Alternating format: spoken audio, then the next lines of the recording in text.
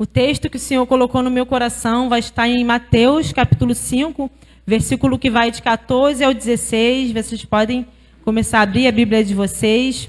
E o tema da minha mensagem de hoje vai dizer assim: seja luz e não trevas. Eu posso ouvir um amém? Todos encontraram? Mateus é fácil, né?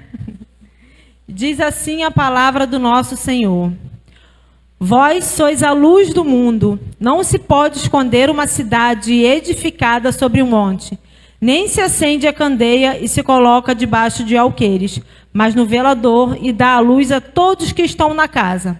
Assim resplandeça a vossa luz diante dos homens, para que vejam as vossas boas obras e glorifiquem ao vosso Pai que estais no céu.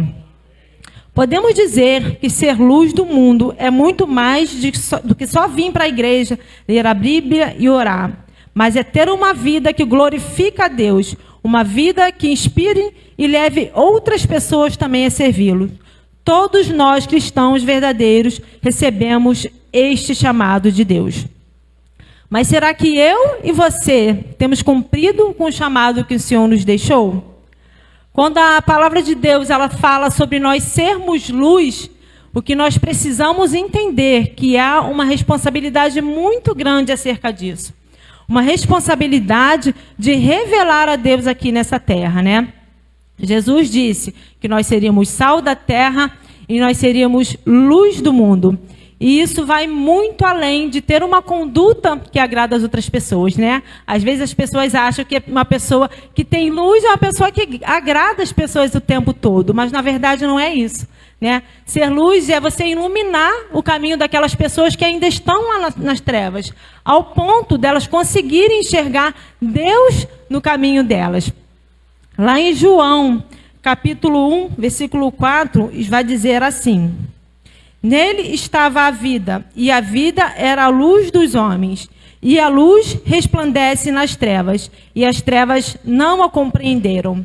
Para quem está lá na escuridão, né, no meio das trevas, saber que existe um caminho, saber que existe uma luz que pode trazer para um lado bom, que pode te libertar, que pode trazer Deus no seu caminho, talvez essa possa ser a única, ou talvez a última, ou talvez a grande oportunidade dessa pessoa de ouvir falar de Jesus.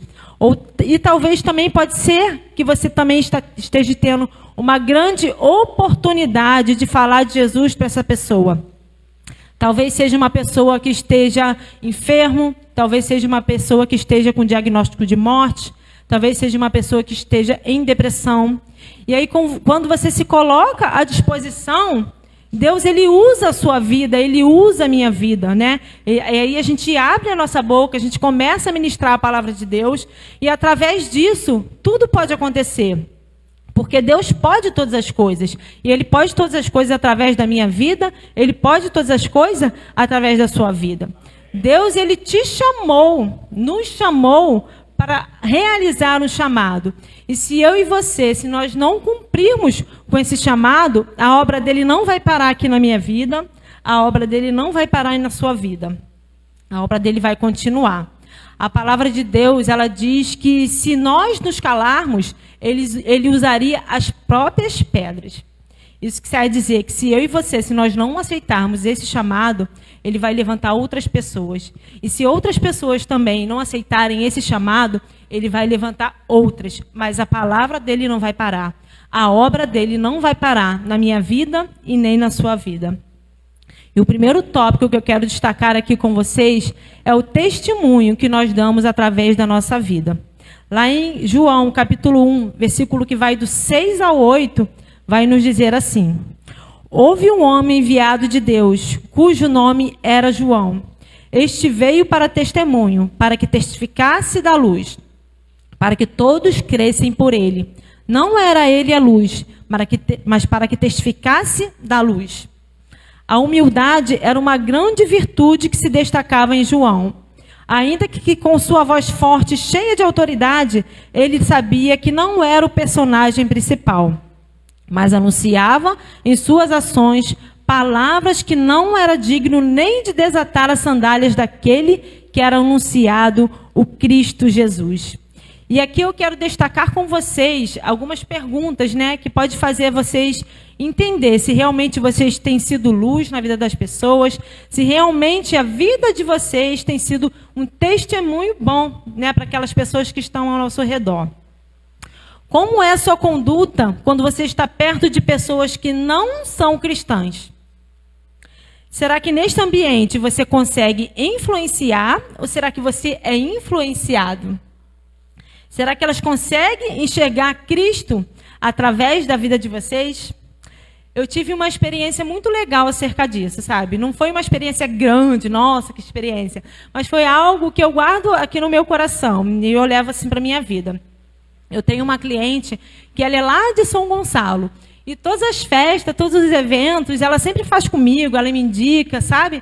Eu não tenho muito contato com ela, porque não é todo dia que as pessoas fazem festa, né? Mas acredito que eu devo ter tido uns 3, 4 contatos com ela fisicamente, né? E toda vez que eu a encontro, ela é uma pessoa muito humilde, sabe? Que te deixa super à vontade. Aquela pessoa que você enxerga uma luz boa, sabe? Que te passa uma energia boa, sabe? Ela é católica, né? Ela sabe que eu sou evangélica. E todas as vezes que eu a encontro, ela me trata super bem. E aí, mais ou menos um ano e meio atrás, eu tive a oportunidade de realizar os 15 anos da filha dela, né? E aí eu estava lá na cozinha, trabalhando, e daqui a pouco eu fui surpreendida por ela, né? Na hora do cerimonial, ela me chamou para fazer uma oração pela filha dela. E eu fiquei muito surpresa, porque tinha todo mundo ali do convívio dela, que tinha total intimidade com ela, que ela poderia chamar, né? E eu não entendi, fiquei surpresa, mas eu disse, Deus, eis-me aqui, vamos lá, né? Eu orei pela vida da filha dela. Inclusive, o pessoal da igreja dela, né, da igreja católica dela estava lá, o padre dela estava lá. Ela poderia ter chamado ele, mas ela me chamou. Eu não entendi e disse, Deus, eis-me aqui. Fui lá, orei, fiquei muito feliz, né, por esse convite. E aí eu fui para casa. Quando foi no outro dia, eu mandei uma mensagem para ela, né, agradecendo a ela pela oportunidade. E ela falou, Karine, eu poderia ter chamado qualquer outra pessoa, mas Deus, Ele tocou no meu coração de te chamar, né? Ele falou comigo de ir lá na cozinha te chamar. E ali naquele momento eu pude entender que de alguma certa forma eu podia ter passado uma luz boa para ela, sabe? Algo de Deus na minha vida, ao ponto dela me chamar para poder participar desse momento tão importante da vida dela, né? Então é algo que eu guardo assim para a minha vida, na minha trajetória. E assim como a gente também encontra as pessoas boas, pessoas de luz na nossa vida, a gente também encontra as pessoas que parece que estão nas trevas, né? Parece que a pessoa que está sempre de mau humor, parece que quando você está perto, parece que nada flui, parece que o ambiente fica pesado, aquela pessoa só reclama, não é verdade? Eu não sei se vocês já ouviram alguém falar assim, se for para ser crente como fulano, Deus que me livre, eu prefiro ficar como estou. Quão ruim deve ser ouvir isso, não é verdade, meus irmãos? Eu acredito que, de uma certa forma, de uma certa maneira, essa pessoa deve ter passado algo ruim para outra pessoa que estava ouvindo, né? Em algum momento ela deve ter tido a sua luz apagada e a outra pessoa, né, viu de uma forma diferente, ou viu mesmo da forma que a pessoa era, né, e ficou algo meio assim, meio mal entendido. E a gente que é cristão, a gente parece que está sobre os olhos das pessoas o tempo todo, né? As pessoas estão sempre procurando nos condenar, né, pelo que a gente faz, e às vezes eles parecem que estão à volta para saber se que o que a gente prega condiz com o que a gente vive, não é verdade? E às vezes a gente dá um deslize assim pequenininho, a pessoa, mas não é crente? Não é verdade? Ou às vezes você fala, olha, eu não vou fazer tal coisa, porque não condiz com a minha conduta, porque não é o que eu creio, e a pessoa, mas não tem nada a ver. Não é fácil a vida do cristão, não é verdade, meus irmãos? E aqui eu quero falar algo em especial para os adolescentes dessa igreja. Porque eu acredito que são os que mais sofrem com essa situação, né? Seja no trabalho, faculdade, escola, né? Às vezes na ânsia de se socializar, né? Ali com um grupinho, né? De fazer parte, vocês acabam às vezes tomando algumas decisões que não convêm com o que vocês pregam, com o que vocês acreditam, né? Às vezes vocês procuram agradar as pessoas e nesse entusiasmo, né, nessa ânsia, vocês acabam tomando decisões que desagradam a Deus. E lá em Romanos capítulo 12, versículo 2, vai nos dizer assim: Não sedes conformados com este mundo, mas sedes transformados pela renovação do vosso entendimento, para que experimenteis qual seja a boa, agradável, perfeita vontade de Deus. E aqui eu já entro no segundo tópico que diz assim: se posicione. Eu já passei também por várias situações na minha vida em que eu precisava me posicionar, em que eu precisava dizer o que eu pensava, o que eu acreditava, e eu não fiz. Às vezes por medo de magoar as pessoas, às vezes de ver que as pessoas vão se distanciar de vocês, né? E aí você acaba agradando todo mundo e desagradando a Deus. Né? E na verdade a gente nunca vai conseguir agradar todo mundo, né? A gente fica nessa ânsia de agradar, e às vezes a gente acaba se perdendo e desagradando ao Pai. E se essas pessoas que estão à sua volta, se elas te respeitam, se elas te amam, elas vão entender a sua posição. Elas vão entender quando você disser: olha, eu não posso fazer, me perdoa, não convém com que eu acredito, eu não quero fazer, né? Eu li uma mensagem, né, uma frase esses dias, que diz assim: pessoas vão te amar pelo que você é, e pessoas vão te odiar pelo mesmo motivo, né? Então, você agradando ou desagradando, você vai ter sempre pessoas que vão te amar e você vai ter sempre pessoas que não vão gostar de você. Então, o principal e o ideal, o certo é agradar a Deus. Aí, a partir do momento que você se posiciona, as pessoas vão até parar de te importunar, porque elas vão falar: olha, eu não vou mais pedir tal coisa para a pessoa, porque a pessoa ela tem uma posição diferente, porque a pessoa é convicta no que ela acredita, então a pessoa ela não vai fazer mais. E aí você mostra às pessoas quem você realmente é. Você mostra para as pessoas a sua real identidade. Eu posso ouvir um amém, meus irmãos?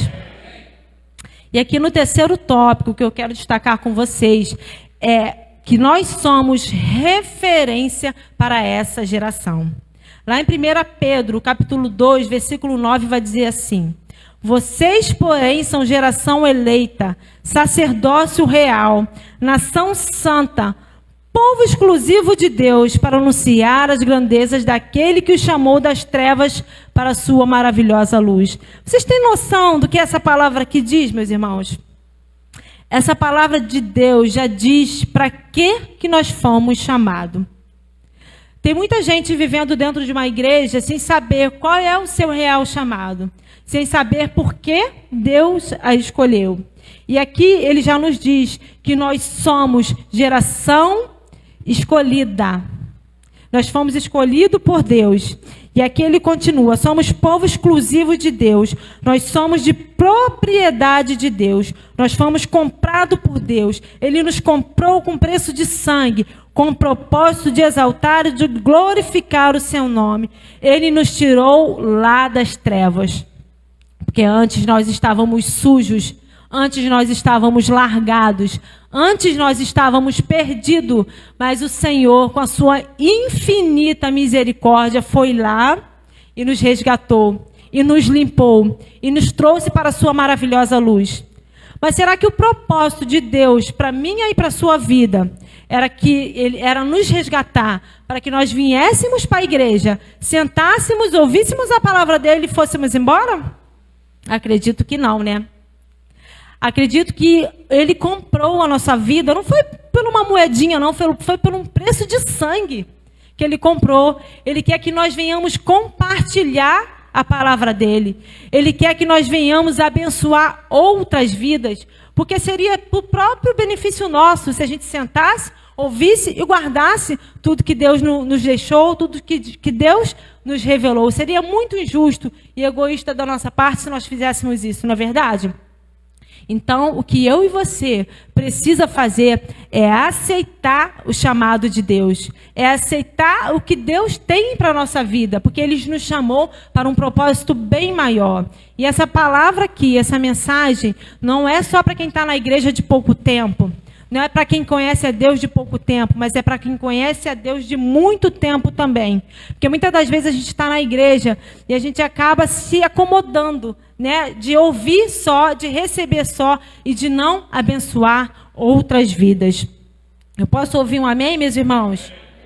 Mas será que eu e você, será que nós temos anunciado as virtudes de Cristo? Eu queria chamar o ministério de louvor. Será que eu e você temos anunciado a virtude de Cristo nessa terra? Aí você pode dizer aqui para mim: ah, irmã Kari, eu não tenho tempo. Ah, irmã Kari, eu não tenho talento algum para poder anunciar as virtudes de Cristo. Ah, eu estou esperando Deus me chamar. Eu não estou preparado. Ei, meus irmãos, será que o Deus que fez os céus e a terra não é capaz de te capacitar? Não é capaz de me capacitar? Será, meus irmãos, que Deus que nos comprou com preço de sangue não é capaz de continuar a obra que Ele começou na nossa vida? Eu não sou nada, eu por mim mesmo não sou nada, não sou ninguém. Quando a pastora me chamou para pregar a primeira vez, eu pensei assim: o que a pastora viu na minha vida? O que ela viu em mim? Porque eu não tenho talento algum. Mas eu disse: Deus, eis-me aqui. Se é para anunciar o teu evangelho, se é para subir naquele púlpito, se é para revelar a tua palavra, Senhor, Senhor, me use, me prepare como tua filha, Senhor Deus, porque eu não tenho talento, porque eu não sou nada, porque eu não sou ninguém.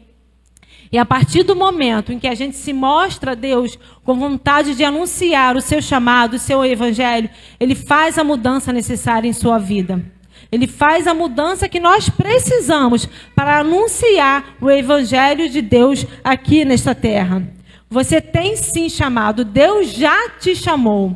Deus já te chamou para anunciar as virtudes dele. Então não desperdice seu chamado, meus irmãos. Continue marchando, continue em frente. Você tem um chamado de Deus. Não apague o seu chamado. Não esconda a sua luz. Não guarde para você tudo que Deus já te revelou nesta terra. Amém, meus irmãos? Nós possamos guardar essa palavra no nosso coração no dia de hoje. Talvez essa palavra possa ter ido de encontro, né, ao que você achava, ter ido de encontro ao que você acreditava. Talvez ela tenha batido aí no seu peito, né, mas é uma palavra para você despertar. O pastor vai estar falando agora há pouco sobre evangelismo, né? Ele vai começar agora a fazer evangelismo na igreja. E talvez seja a sua oportunidade de se doar para Deus, né? Talvez o seu chamado não esteja aqui no púlpito anunciando o evangelho de Deus, mas seja lá onde for o seu chamado. Ele deve servir única, exclusivamente, para glorificar o nome de Deus, para glorificar o nome daquele que nos tirou das trevas e nos trouxe para a sua maravilhosa luz. A igreja pode se colocar de pé. Amém, meus irmãos?